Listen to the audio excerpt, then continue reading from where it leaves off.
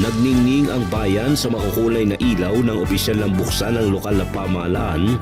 Ang Christmas lighting ceremony kamakailan isang pagtitipong nagpuno sa bagak ng sigawan, musika at masayang diwa ng Paskong Bagakenyo.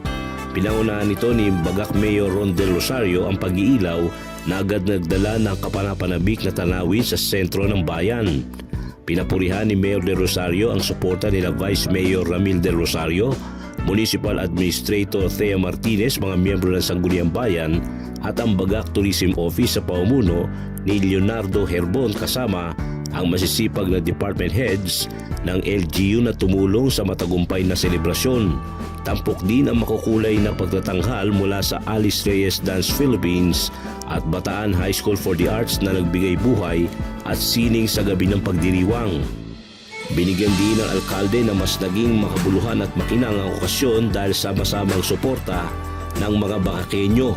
Inimok niya ang publiko na ipagpatuloy ang pagdadala ng liwanag, pagmamahalan at pag-asa habang papalapit ang Pasko. Kasama mo sa RMN Bataan para sa RMN Christmas sa Pinas, Radyo Man Mike Sigaral Tatak, RMN.